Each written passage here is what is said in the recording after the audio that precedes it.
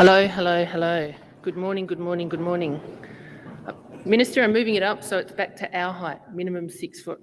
John, you're in the club, it's all good. Good morning. It is a genuine pleasure to actually see you here face to face at the 2021 Copper of the World Conference.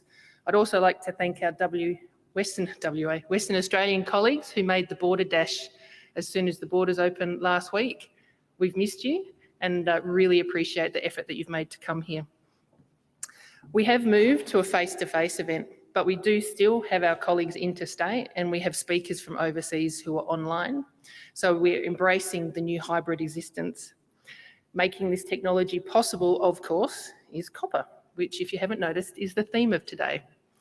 But before we get to copper and before we get to acknowledgement of country, the ever-present elephant in the room must be redressed.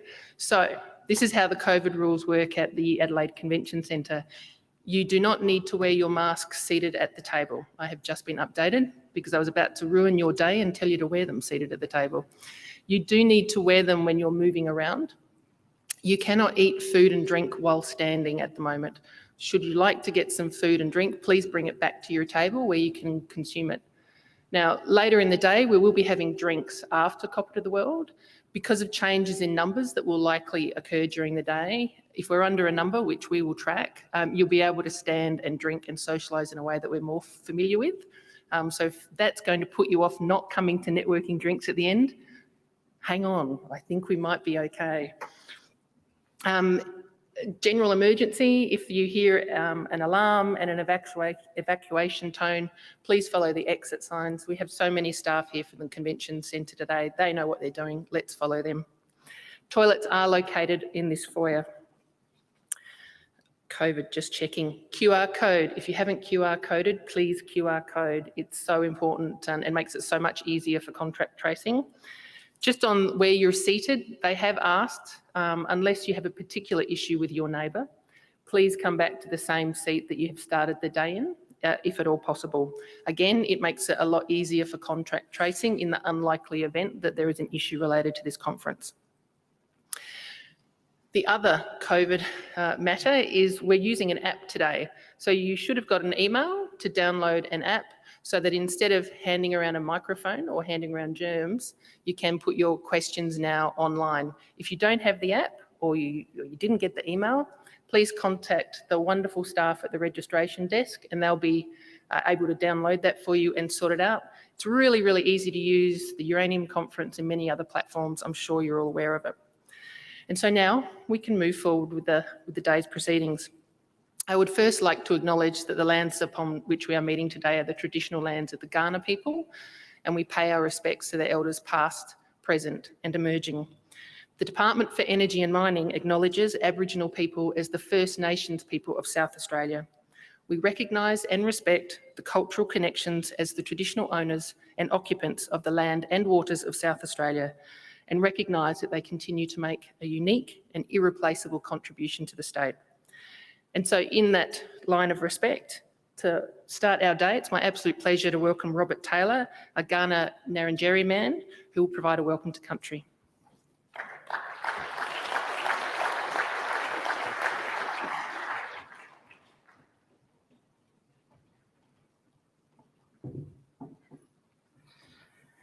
That long walk across the stage. I can't really say it's awkward because I'm used to it. But if you allow yourself, so many things can go through your head in that amount of time. Maybe I should stand on this side of the stage in the future, so it's not as awkward. For those of you who don't know me, my name is Robert Taylor.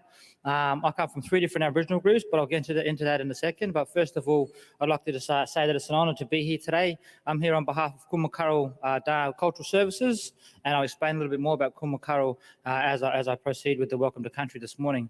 Having said that, I say Nyanki Nyamiana Namani, Manina Budina Lukayata, Tanda Ganya Gara Wirapari Gana Yata.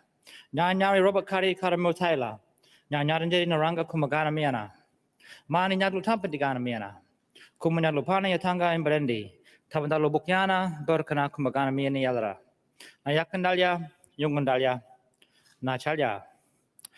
So, for those of you from down here in this beautiful city we now call Adelaide, funny word that one, isn't it? Adelaide. Did you understand any of that? Not even a little bit? Well, I said Namani. Of course, the language that I spoke to is the language of my ancestors, the Kaurna people. Here in our beautiful country, we have over 250 different surviving Aboriginal languages. So the language I'm speaking to you today is the language of the Kaurna people being the traditional owners of this place we now call Adelaide. Yeah?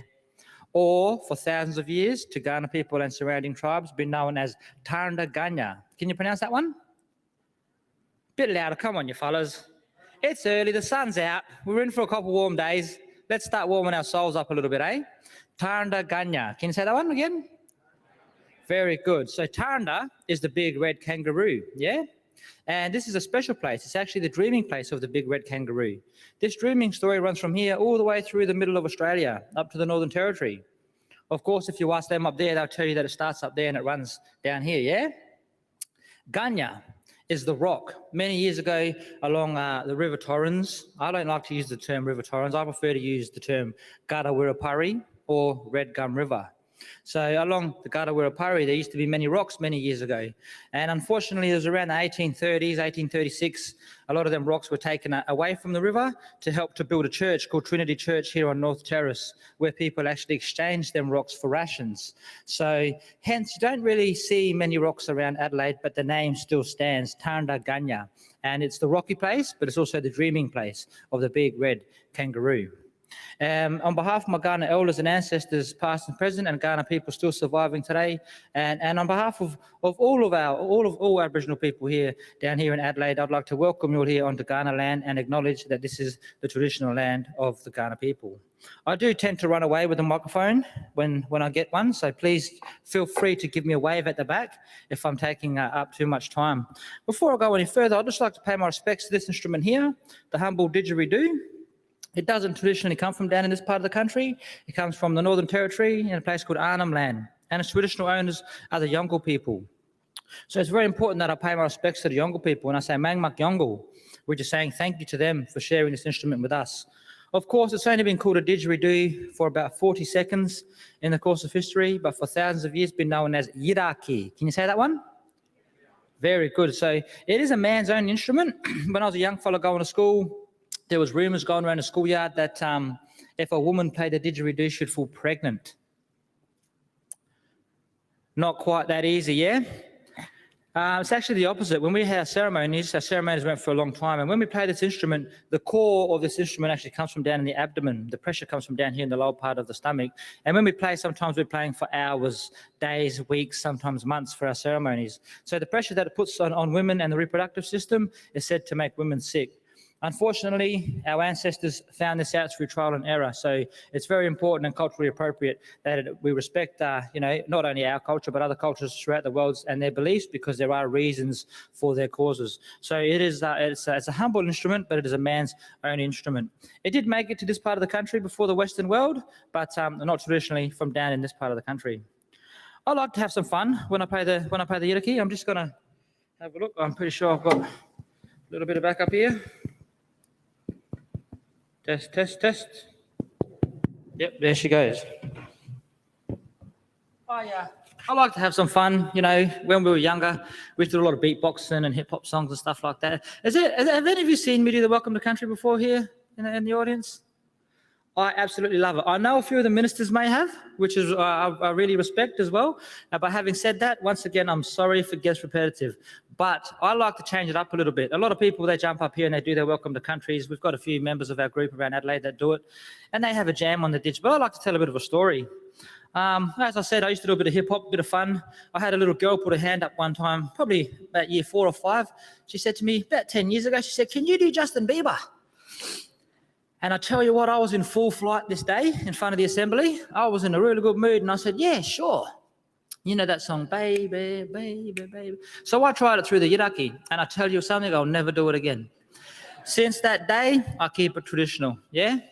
So I need your imagination on this one. If we can imagine down Gada-Wirrapurri, here, the Red Gum River, or River Torrens, many years ago, it used to be a fresh water stream. It used to be a lot more thinner, not as wider, and it used to be a fresh water stream. As I mentioned, the traditional name of Adelaide, Tarnda, is that big red kangaroo. If we can imagine a nice big red kangaroo hopping along, he may sound something like this.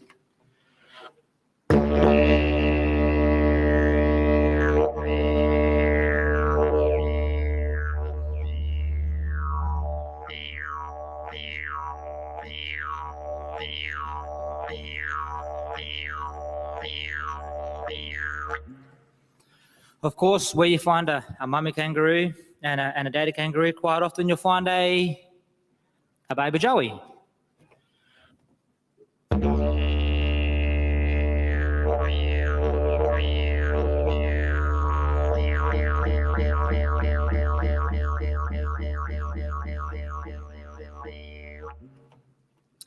Another animal that we have here on our coat of arms is that big flightless bird, yeah?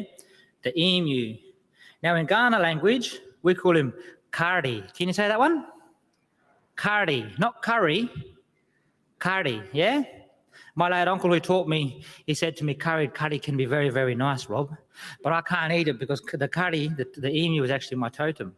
So that emu, that curry, he makes a bit of a grunting sound.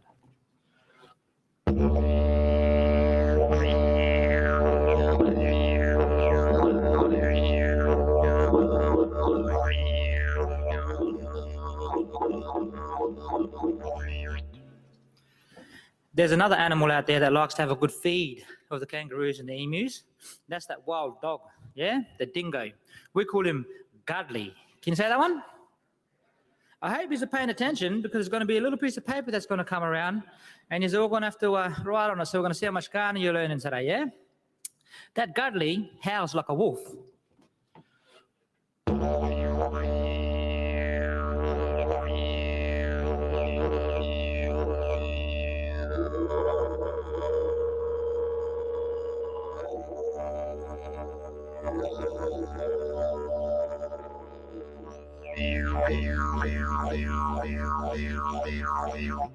That's when all the kangaroos and emus will take off running, yeah? Do you go camping quite a bit, ladies and gentlemen? I do. And when you see them dingoes running around chasing them kangaroos and emus, quite often you'll hear that little bird up in the tree having a good old laugh. What's that little bird one? Kookaburra. Do you know how many people say koala? And I've just given you the answer.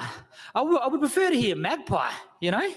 When I talk about that little bird. And I say to them, I say, have you ever heard a koala laugh? Honestly? We've heard them growl quite a bit. We don't hear them laugh. So that little kookaburra, we call him Nunguna. Can you say that one?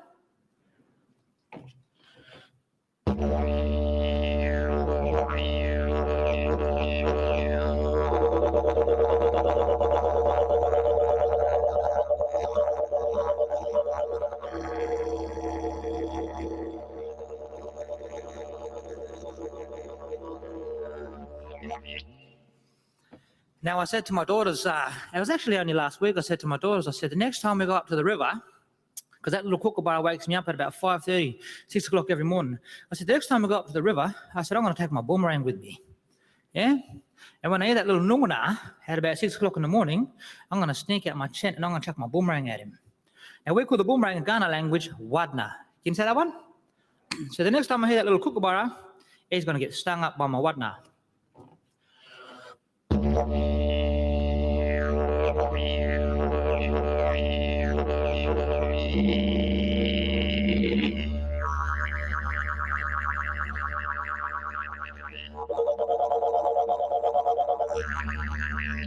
Got him.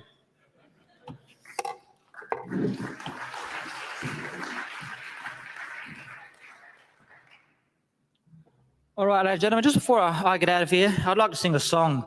It's a special occasion today where I believe that there's an award being accepted on behalf of a special man's family here today. I've actually had that opportunity myself to accept an award on behalf of my father when he wasn't able to accept it, when he was no longer here with us to accept it. So I do know the honour, I do know the privilege. So when I sing this song, I don't just call upon the good spirit of my ancestors, but also I call on the good spirit of each and every one of you, every one of your ancestors of whom the shoulders you walk upon here today. So this one here is Bukiana, Mani Bukiana, the good blessing song from the ancestors.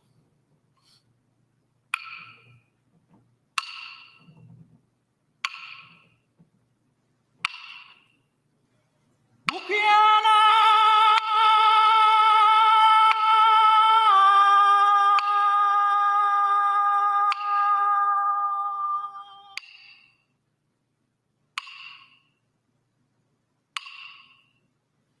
Mina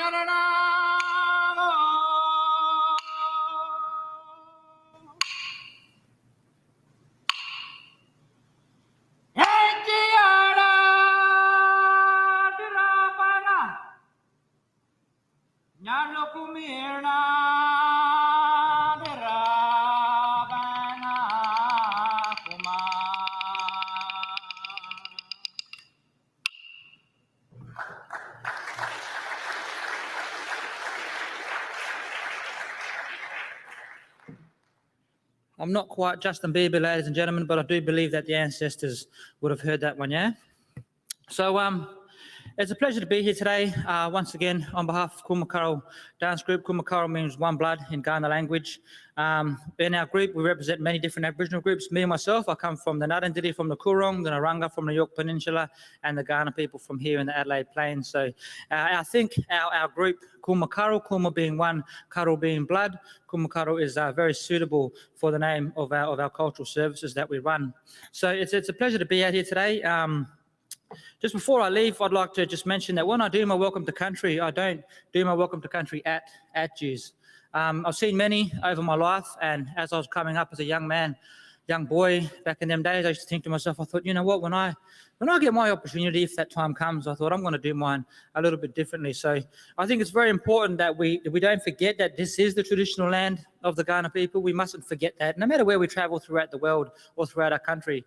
I think it's very important that we mustn't forget that, but it's also equally as important that we all do call this place home, because we all do live here together.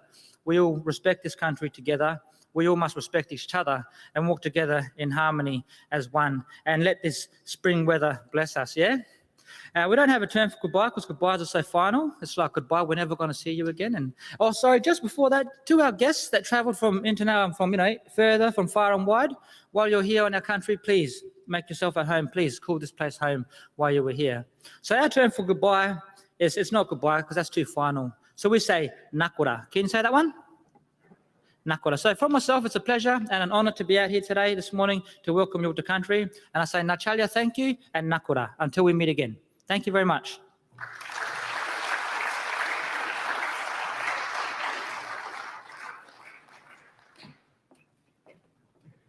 Thank you, Robert. And that song was absolutely beautiful. It actually gave me goosebumps, so thank you for sharing it. And so we kick off the conference formally, and I've learnt a new word, Tarundaganya. So we are meeting in Adelaide for Copper of the World 2021. This is a good year to be talking about copper. Prices are probably where they should have been 5 years ago. There's a green energy revolution going on that is driving the demand for copper. And there's a technology boom going on that makes the chase, the search, the processing, the manufacturing just ever more exciting day to day, year to year. So we hope you enjoy our mix of speakers that we have today, both here, interstate and overseas. And we will kick off with, of course, our Minister. So I would like to welcome the Honorary Dan van Holst Pellekaan, the Minister for Energy and Mining, to the stage. Our Minister holds the seat of a steward. He has for over a decade.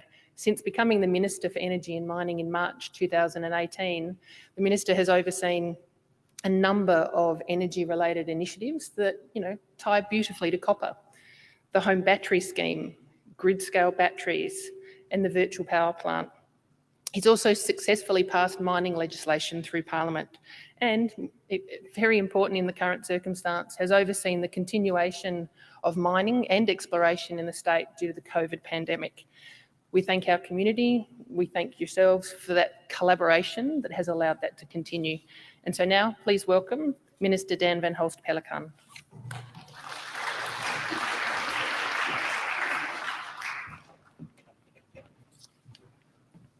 Well, thank you very much, Alex, for that kind welcome. Nachalia to Robert Taylor. What a fantastic welcome to Tarundaganya that he gave us. Very talented man, and lovely to have his blessing to be here as well. So thank you very much to Robert. And I acknowledge also that we're on Kaurna land. I live on Nukunu land, about 300 k's north of here, and everywhere that we live, work, play, visit, everywhere in Australia is Aboriginal land. And today on Kaurna country, we're having Copper of the World. Fantastic to have so many people together. Fantastic to have lots of people online as well. Very glad that we can meet together, very glad that we can sit down without masks on. I'm sure that's a relief to all of you as well. And thank you for coming, whether local Adelaide people further afield in South Australia or international people. Thank you very much for coming here today. Collaboration is a core focus for us in South Australia in just about everything that we do in government, and it is true in copper production as well, incredibly important. Copper explorers, copper miners, copper processors, copper traders, copper consumers, they are all incredibly important with the work that we are doing. So our South Australian government proudly hosts Copper to the World in its 5th year, and we welcome you to this global forum, a place where thought leaders share their best insights and ideas for a vibrant future for copper here in South Australia and Australia. Together we can create more value from copper while enabling the world's clean energy transition at the same time. As we'll hear today, the challenge of COVID-19 has spurred the transition for an even more efficient and sustainable industry. Copper demand is strong, and that demand is connected to both traditional uses and also new and emerging high-tech innovation. Copper explorers, miners, refiners have a lot to be proud of, including the fact that copper plays a key role in the world's economic development, whether that be third world countries emerging or whether that be the most advanced and high-tech countries on the planet. Copper helps make everything more productive, cleaner and healthier. Copper is extremely well placed to support global sustainability goals and climate change mitigation. The versatile metal's outstanding properties in efficiently conducting electricity and thermal energy allow us to electrify economies, enhance the renewable energy revolution, accelerate towards electric vehicle take-up and e-mobility, and of course much, much more. And while the requirement for green copper will be a growing source of demand in the next decade, manufacturing and industrial uses will continue to play a very, very important role. Demand for copper continues for communication, construction, manufacturing, safe water supply, refrigeration, and an endless list of appliances which are now part of modern day living. Nations across the world are drawing on copper to re-engineer their space, defence and high-tech industries. Copper's role in human health is highlighted by use in modern medical devices, from hearing aids to surgical tools. And in the current circumstances, copper's antimicrobial properties are being used to coat commonly touched surfaces to slow down the spread of COVID-19. And here in Adelaide, manufacturer Key Tubing and Electrical has answered the worldwide call for more heater cabling for respirators used in hospitals to treat patients battling COVID-19. Australia's copper mining is filling a big chunk of the global demand. Our production ranks 6th in the world with great scope to expand. Today, we will learn a lot about how boardroom directions and consumer demands for responsible processing and manufacturing require sustainable supply chains, and about how the copper sector is responding to these demands. The push for ethically sourced minerals is becoming a core market expectation for investors, manufacturers and consumers. As the world changes, South Australian copper miners are charting a new course to deliver on these global requirements. South Australia is at the forefront worldwide of clean energy generation, energy management systems, batteries, both small scale for households and grid scale batteries, e-mobility and the space industry, and is also a leader in digital technologies more broadly. Our state is making a stunning transformation, and South Australia is ready to power a green copper industry. South Australia's electricity mix has shifted, with renewables accounting for 60% of our energy generation mix so far this year, supported obviously by our abundant wind and solar resources. And the Australian Energy Market Operator predicts that in 2025, South Australia's electricity grid, so just the plug-in electricity provided through our grid, will be 78% renewable energy.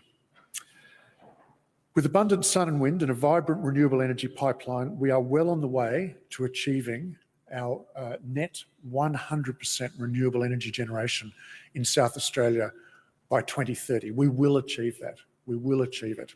So that means that by 2030, so 2025, 78% renewable energy out of the grid. 2030, 100% net renewable energy in our grid. So that alone, before any producers, manufacturers, etc., do anything on site themselves to make their electricity cleaner, you're already going to get world-leading clean energy straight from the grid. And our green hydrogen industry has started. It's a small start, but it has actually started, both with consumption and production here in South Australia. Using renewable energy, AGIG is manufacturing hydrogen at Tonsley in the southern suburbs of Adelaide and putting that hydrogen into the existing natural gas reticulation network to 700 homes now receiving blended natural gas and hydrogen. Several years ago, when the state's copper strategy was launched, BHP led the world by sending electric service vehicles underground to cut diesel emissions and improve air quality. Last year, Oz Minerals launched its globally significant hybrid energy plant, co-located at the state's newest copper mine, Carrapateena. This project is serving as a living lab, attracting energy investors, working out new solutions to the significant energy challenges that all mines face, whether existing, developing or new mines. Energy, of course, is always one of those challenges to be dealt with. And that's just the start of the energy transformation, with Oz running a global hydrogen hypothesis challenge, which has brought innovators from around the world together to look at ways to incorporate hydrogen safely into the copper supply chain. Shared value is front of mind for investors, and the industry has called for a recast of how to create value while meeting evolving expectations of consumers, investors, communities, First Nation people, and the next generations. Operators here in SA are leaders in environmental management and safety and in working positively with communities and stakeholders. Contemporary and effective regulations are vital for creating climate confidence. The South Australian Government has implemented mining reforms to keep enterprising and responsible companies at the very top of their game. A poll last year at Copper to the World in 2020 showed nearly 2/3 of participants nominated innovation and sustainability as central to contemporary mining. And I congratulate the International Copper Association of Australia for releasing its latest report from Australia's groundbreaking zero-emission Copper Mine of the Future project. This year's roadmap explores the role of water in sustainable mining with a deep dive into desalination and dewatering. While of course exceptionally challenging, the last 12 months has also been exceptionally productive. Who would have thought 12 or 18 months ago how productive we could actually be through the challenges that we knew lay in front of us? For financial year 2021, South Australia's copper miners produced 305,000 tonnes with a record $3.3 billion in gross sales. That value is sitting $1 billion above the long-term average for South Australia. So enormous, enormous congratulations and thank you to everybody who's played a part in that achievement.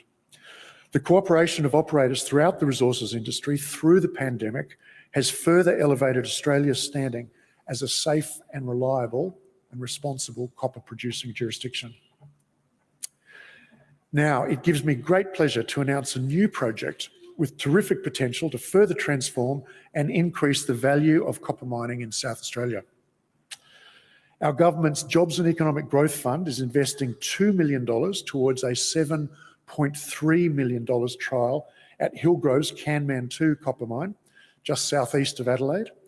And this is all about Komatsu's continuous mining machine being developed, and this will be a key focus of the trial. So congratulations to Hillgrove and to Komatsu for this project.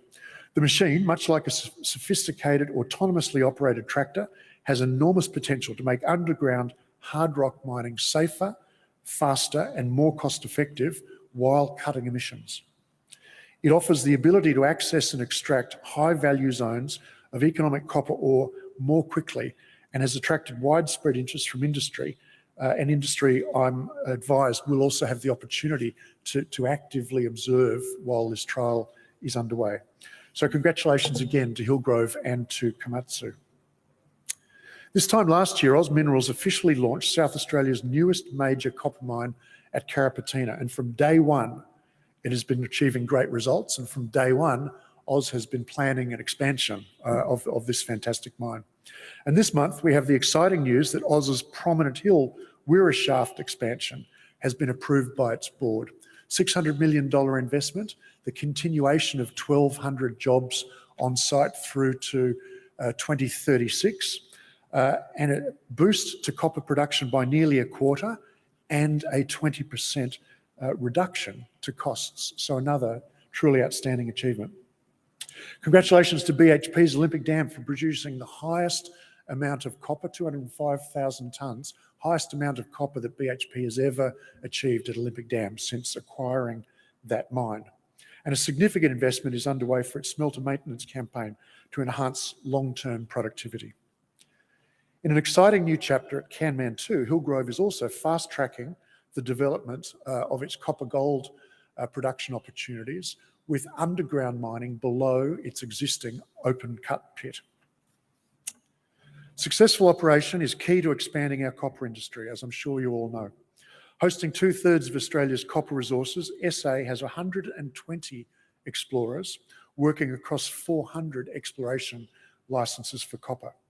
Our government has committed $10 million to the Accelerated Discovery Initiative to fast-track this discovery with exciting new initiatives. The ADI has co-funded 22 copper exploration projects, many more exploration projects in the ADI, but 22 focused on copper specifically. And we're seeing remarkable innovation, collaboration, and technology that will change the face of exploration forever, and some of them are highlighted in today's program. The ADI is having a positive ripple effect with greater participation of First Nations people in programs as well. We all know that exploration is a high-stakes business, and providing the very best information underpins exploration success. Our Geological Survey of South Australia has an exciting collaboration with the CSIRO, looking at new styles of Tier 1 copper mineralisation as we strive to open up a whole new search space here in South Australia. From public geoscience, we're seeing companies now taking up new challenges in the hunt for copper here in South Australia and in other places around the nation. There's a resurgence in the Stuart Shelf lying within the famous Gawler Craton, which hosts the state's 3 large copper mines, with majors and smaller innovative explorers spurring each other on in some very healthy competition. The stunning copper discovery by BHP at Oak Dam was ranked in the top 5 discoveries in the world over the last 10 years. Quite an extraordinary result. In 2020, a new nickel copper discovery of the western area of the Gawler Craton, Sahara, is igniting interest. And there have been some other extremely positive finds as well. While the world was in lockdown, we put South Australia's prospective geology forward with our leading open source global data competition, Explore SA, the Gawler Challenge. Following Oz Minerals' lead from a similar project, this was a world first of its kind led by a government and has been extremely successful, igniting new mineral exploration in this region. South Australia is ripe with innovators and enterprising projects. We know the sky's the limit for the intelligent mine, and this year I was proud to join our universities in launching the Australian Research Council's Training Centre for Integrated Operations for Complex Resources project. This will enable smart people to take smart systems to the next level, creating high-quality programs for more integrated, more automated, and more productive operations. At Copper to the World last year, we launched our public-private partnership with Core Innovation Hub. It's great to see companies here in South Australia grasping opportunities to skill up for the big data era. 9 SA companies currently sit in the top 30 national innovators list, as published by Core Innovation recently. All our tertiary all our tertiary institutions play a role in mining innovation, and an example of this is the University of Adelaide coordinating a bid for the National Copper for Tomorrow CRC. Bid partners at the University of Adelaide and the University of South Australia welcome interest from potential partners and stakeholders who might be participating in this conference here today. It's fantastic for us to be able to come together and share what's driving value for a vibrant copper future and to learn new ways to explore, innovate and collaborate across the copper value chain. You'll hear from some outstanding presenters here today, and once again, thank you very, very much for all of you coming to participate in person, all of you participating online, and of course, thank you very much to all of the presenters who've come to share their knowledge and skills and experience. Just following on from something that Alex said at the moment, and I said earlier, and I said at the start, collaboration is absolutely central for just about everything we do in the South Australian government. So don't miss the opportunity to actively collaborate through the day and also at the networking drinks this evening, which Alex has optimistically indicated what might be a stand-up affair. So a good day's work and a good evening's relaxing and networking as well. Thank you all very, very much.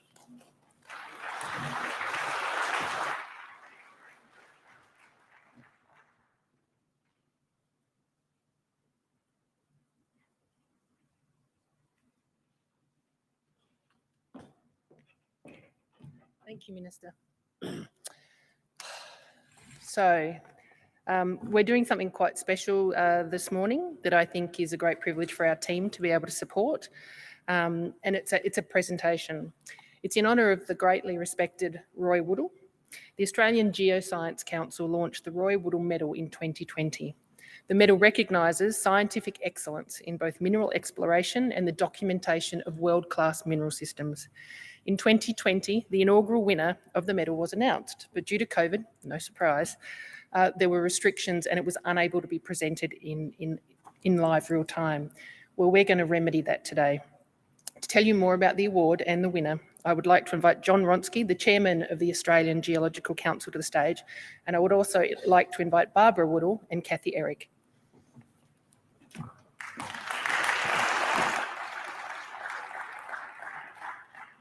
Thank you very much, Alex, for that introduction, and I'd like to very much thank, on behalf of the Australian Geoscience Council, Copper to the World, for giving us this opportunity here today to make this really important presentation. Just 2 seconds on the Australian Geoscience Council, who we are. We're the peak body of Australia's geoscience societies, and you can see up there, I guess, our member organisations, collectively about 8,000 geoscientists that we're representing. So our Roy Woodall Medal is the highest medal. This is our inaugural award of this medal, which is a medal that is being awarded in honour of the late Dr. Roy Woodall AO, and Roy actually had input into the design and the development of this concept. The purpose of this medal is to recognise scientific excellence in both mineral exploration and very importantly, the documentation of world-class mineral deposits. That was something Roy was passionate about. Everyone knows about Roy and his contribution to the Australian mining and exploration industry, with perhaps 3 major industries: Alcoa the bauxite in Western Australia, the Australian nickel mining industry, and then Olympic Dam, all as a result of his activities, and very significant gas discoveries as well. But I would argue that hasn't been Roy's greatest achievement. His greatest achievement has been the culture that he engendered initially within Western mining and then more broadly in the global, and I say global, not just Australian, mineral exploration industry. And I think he's inspired not just one generation, but because it's gone down through the generations, multiple generations of geoscientists, with his vision of the application of science, innovation, and exploration. So it's my great pleasure to introduce our inaugural winner of the Roy Woodall Award, Dr. Kathy Ehrig. and Kathy received this award for almost a lifetime of excellence in documenting the giant Olympic Dam deposit. I don't need to speak about Olympic Dam to this audience, and I probably don't need to speak about Kathy's achievements to this audience, but as well as documenting this giant ore body and making a massive contribution to achieving that sort of production that we just heard about from the Minister. Her work also led to the recent Oak Dam West discovery in terms of producing that scientific framework. So that's the relationship between documenting ore bodies, good science, and discovery. Kathy was personally recruited by Roy and was a long-term mentee, so a very apt inaugural winner of this medal.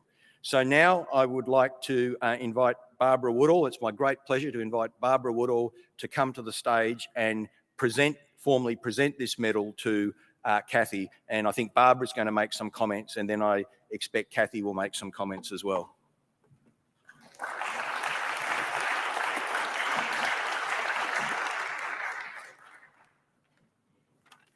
It's a pure joy for me to be here today to present the inaugural medal, Roy Woodall Medal. My only disappointment is that Roy is not here to do something that he would just have delighted in. He had a very close relationship with Kathy. Kathy often called in to our home, and the two of them chatted about things. He asked pertinent questions, and he came back into the kitchen thereafter like a mammoth star, full of joy and wonder at what they were finding at Olympic Dam. Roy knew about this medal. I think he gave John a rough time to start off with. His answer to John's request was very simple. I'm an old man, long since retired and soon forgotten. Well, I think John sort of said something like, well, I'll talk to Barbara.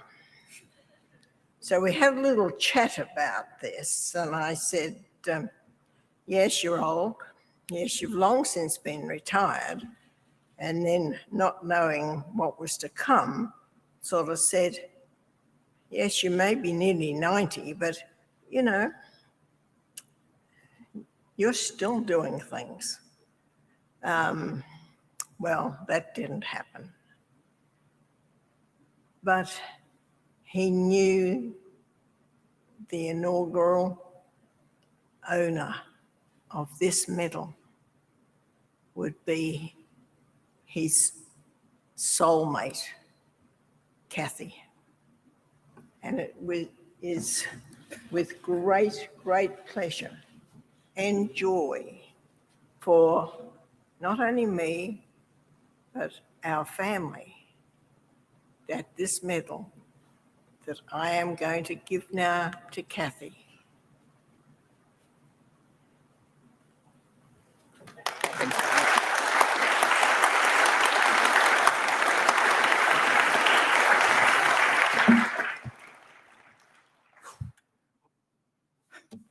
Thanks, Barbara. Thank you, John. I have a few words, and many that know me, usually I have a lot of words to say, but I'll keep it relatively short. I was actually speechless when John called me to tell me about that I had was awarded the inaugural Roy Woodall Medal from the Australian Geoscience Council. It was especially touching for me because the medal actually honored Roy's achievements. So thank you, John, for the words, and particularly the words about the Research Council and the concept of the medal. And Barbara, I truly appreciate you being here today and presenting the medal. What better honor could it be for me? I would like to say a few words about Roy. He was my mentor. He hired me almost 30 years ago for two purposes. The first one was to determine how the Olympic Dam deposit formed. I haven't quite got there yet. And two, to provide mineralogical support to metallurgy, which actually was visionary compared to what we know and what we term as geometallurgy today. So long ago, he knew the importance of documenting that ore body so that you could process it in a proper way. Roy provided me unconditional support throughout all of his years. As a company director, Roy's support allowed me to grow, learn, and contribute to Olympic Dam. I had to deliver, but I was given a reasonable amount of freedom to pursue what I believed was important. Roy was always willing to listen, but there was a price. He always was going to challenge you, and you can guarantee he was going to challenge back. Questions might have been, what are you going to do about the problem? What do you think? When are you going to publish? What else can you do? Why does it matter to the business? Or more challenging was always his piercing blue eyes telling you, that's not what you told me the last time we talked. And wanting reasons why that wasn't the case. Roy did use his ability to influence others, and I put quotes around influence. Most people didn't tell Roy no. He always spread the word about the fantastic geological and geometallurgical work we were doing at Olympic Dam. So I can truly say that I'm a better scientist in person because of Roy. Sorry. I would like to close with one final reflection, which is pertinent to the Copper to the World conference, and that's the reason why we're here today. When I first walked into Roy Woodall's office in Adelaide almost 30 years ago, he had a picture of W.S. Robinson, who was one of the WMC's founding founders, on his desk behind him. And on the picture was W.S. Robinson quote, and this is the exact quote. It says, go use science. Don't tell me what is, but tell me what may be. And it's something for us to think about as we're sitting through this conference. Thank you.